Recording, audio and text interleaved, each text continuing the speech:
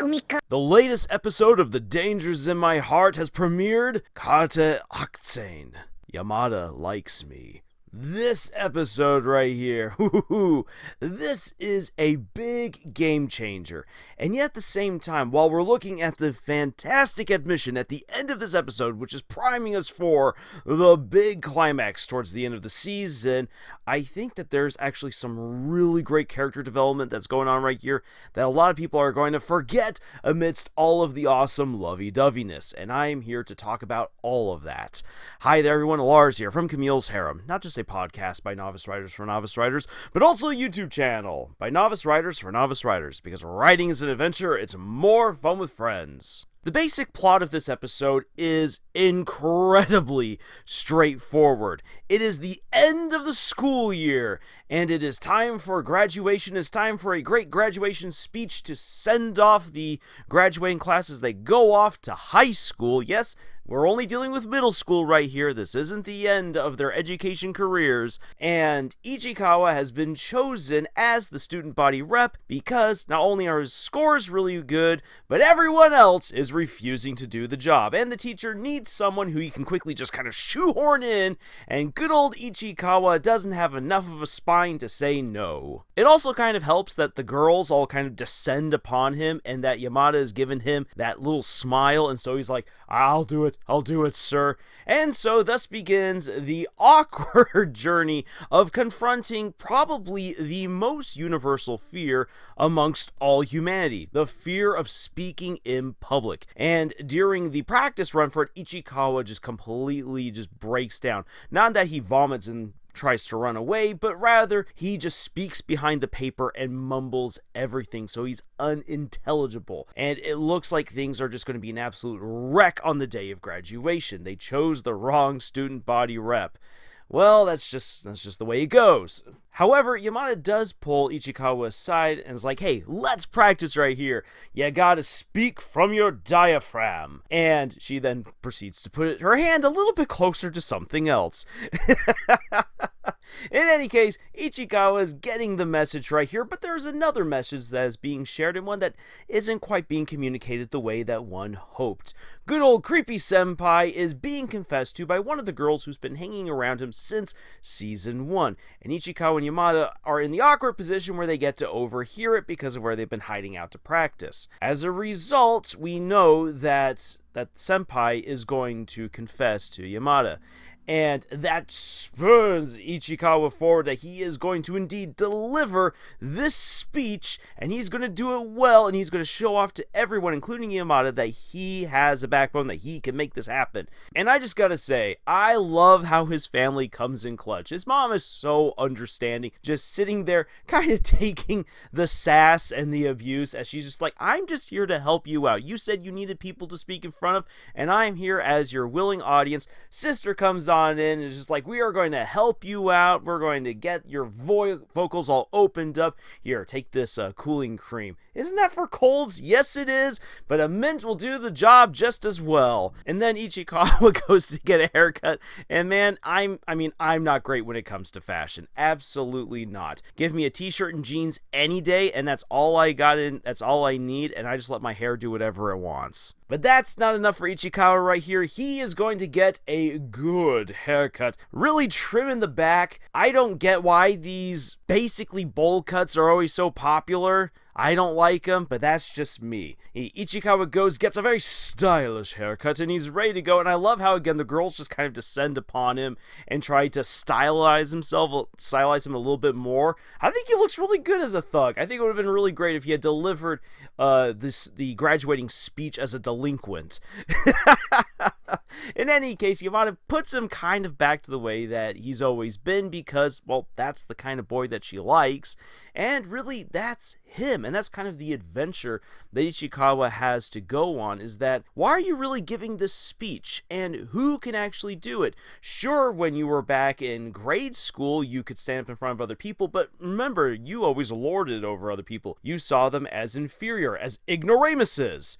Instead, now you are speaking to people honestly as equals. You're trying to be a better person, a different person. If you do this speech, you have to do it for yourself. And I actually really liked that message right there, that it wasn't about Yamada anymore, and it wasn't about showing up creepy senpai. It was for a more positive reason. Positive growth, positive development, and that's what we would like to see. Unfortunately for Ichikawa, he forgot his speech back at home, and again his sister comes in clutch, being amazing by sticking around, finding the speech, and then puttering off on her little moped to go and bring it to him, albeit late, because Ichikawa has to go up and from memory and with a little bit of ad-libbing, deliver the speech. And lo and behold, he does a great job. Sure, he stumbles there kind of in the middle as he gets his bearings and realizes he has to ad-lib, but his ad-lib is really good. He's got the confidence and he's just bowling on ahead. However, once that moment is done,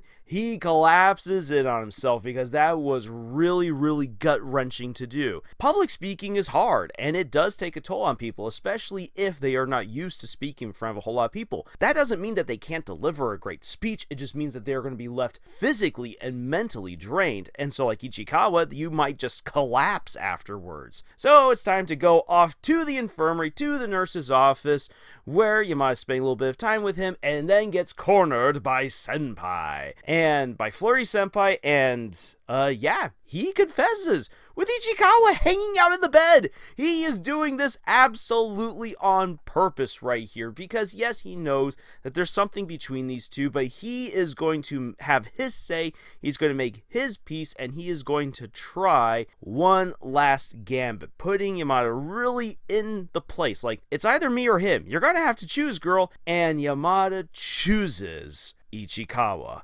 And Ichikawa is right there to hear it. Now then, in most normal circumstances, we would just call this a day. Congratulations, you've had your confession. It's time for you guys to get together, or not get together, depending on how you're actually feeling, and life will move on. However, we are dealing with a rom-com right here. We're not dealing with reality. As a result, they go their separate ways at the end of this episode. The true confession has not yet happened. That is going to be left for the end of the season.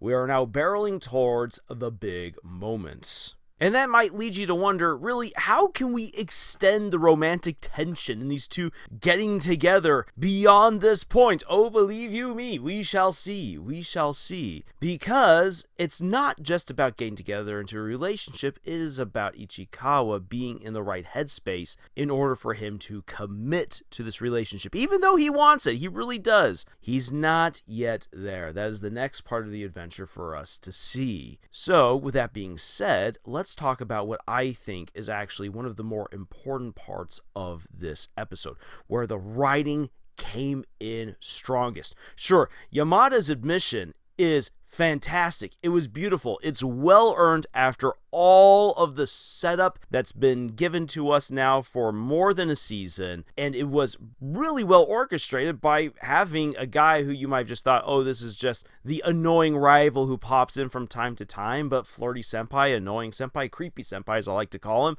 is used really well as a supporting character to put these two into that awkward position to really challenge Yamada and Ichikawa in his own unique way. But again, I don't feel like that's actually the most important thing that's happening here in this episode. The most important thing that we have here in this episode is how the mangaka and how the anime staff managed to take a singular moment, a singular experience, and have it expand across an entire episode in a very meaningful and powerful way. You see, I've had this conversation with a lot of people. While I'm someone who writes predominantly epic fantasy, I do have some insights into writing the whole slice of life aspects, writing just about normal everyday experiences. Not everyone is looking to write epic fantasies of fighting against dragons, summoning demons, or hopping over to other worlds, what have you. People sometimes just want to write about, hey, here's something that's happening in the life of my characters. I am having characters go on vacation, going to school, falling in love, dealing with bullies, dealing with a bad work environment, and they ask, how can I take something, though, that just sounds so mundane because everyone goes through it, how do I make it sound gripping, epic, interesting? How do I make it last more than a paragraph? And yes, that is a question that a lot of people do have, because for all of us, honestly, we kind of take it for granted just how eventful and deep our own lives are. We just take it for granted that, yeah, this thing has happened. It's just a thought, it's a moment, it's a couple of sentences, and then we move on with our life. What you can do and what you should do if you're writing something like The Dangers in My Heart, or if you're writing a drama set in reality, or just an adventure set in reality, something where this is an everyday occurrence for other people, you want to dive into the feelings and experiences of your characters to help to elaborate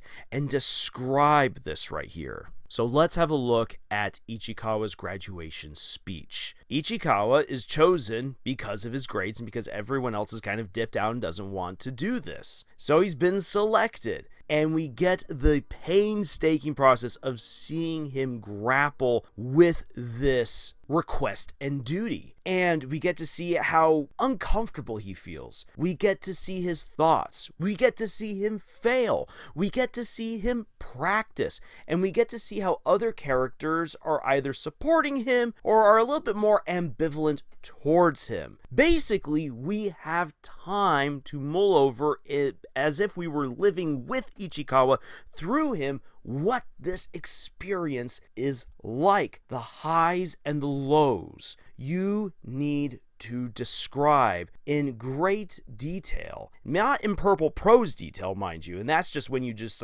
decide to pontificate and throw out a whole bunch of stuff that you really don't need, but rather take your audience through that journey. Don't just say it was hard and awkward, and everyone knows how difficult public speaking is. Show your character, describe your character, going through the difficulties of getting ready to deliver a public address. Dive into their feelings, dive into their motivations, and then don't skip on the speech. Give it to us in all of its glory or awkwardness, and then deal with the fallout. Those are the moments that really stick with people, because even if they've long since receded into the memories for some of us, we can, with the help of a story such as The Dangers in My Heart, start recalling with greater clarity the fun, the adventure, the horrors, the drama, the awkwardness, the romance, the suspense, the excitement of any sort of particular situation. And while watching this episode, I thought a lot back to my high school graduation, because at the time that I was going to school,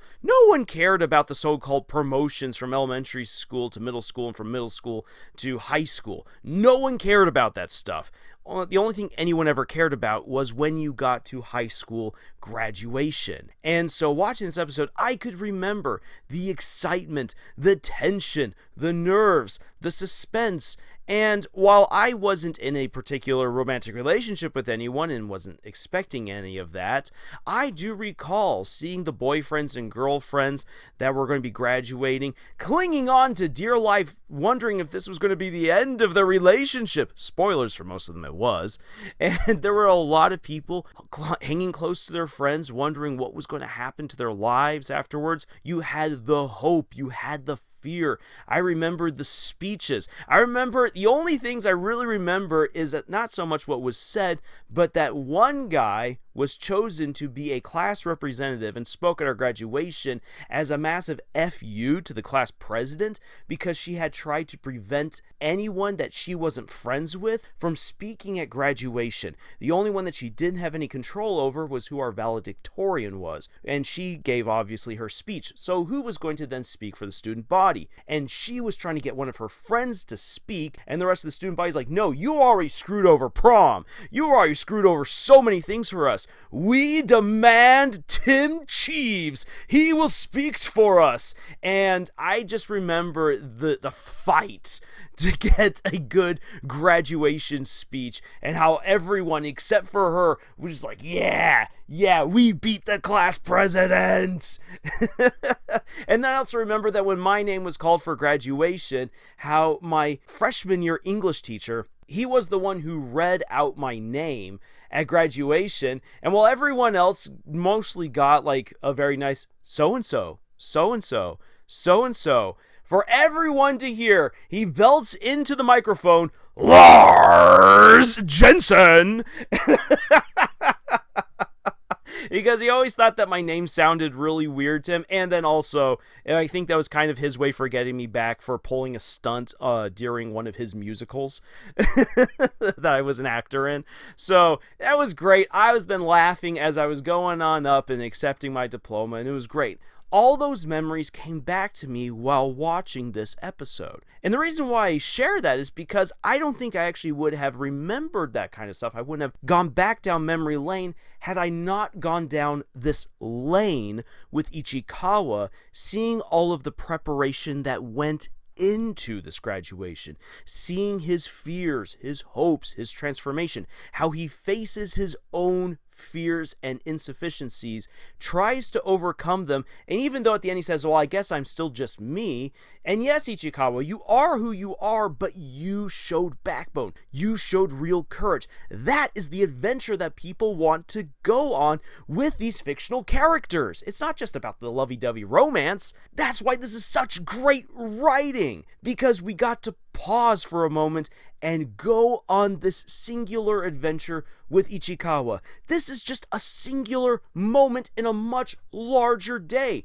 And as far as Ichikawa is concerned, it's not even the most important one. The most important one that happened was that Yamada admitted her feelings out loud and that she has someone that she likes, and he's finally connecting the dots and realizing, I'm the one that Yamada likes. That is probably the most important thing for this little guy, and yet, what did the episode focus most on? Focused most on Ichikawa preparing to deliver a graduation speech, and how it was delivered. That was powerful. That was memorable, because the most important thing as far as the romance is still yet to come, and instead the story is pointing out to us, the viewers, that as of right now, the most important thing to focus on is how Ichikawa himself is growing as a character. If you as a writer are wondering, how can I make my simple dramas, slice of lives, adventures that are more set in reality than they are in fantasy or sci-fi, how do I make them engaging and interesting and relatable?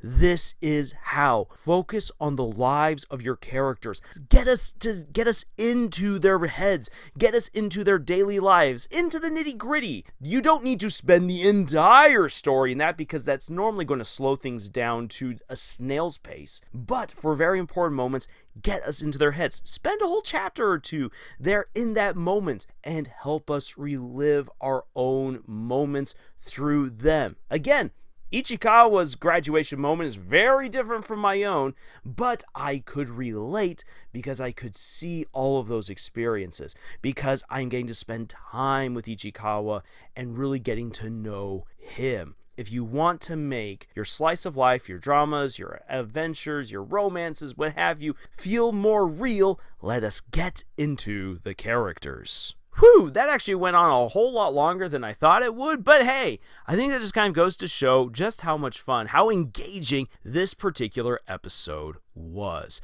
I'd like to hear your thoughts, your comments on it down below. And if you'd like to support what we do here, then please check out the books that we have published. You can put my advice to the test and see how well I've handled my characters in various situations by checking out one of the books that I have published. Again, links for them are in the description below. Thank you so much for joining us on this incredible adventure that we call writing. It's been great thus far looking at the dangers in my heart with you, and oh boy, so much more is yet to come, because we aren't even at the best parts yet. So until the next episode of The Dangers in My Heart Season 2, y'all, tschüss.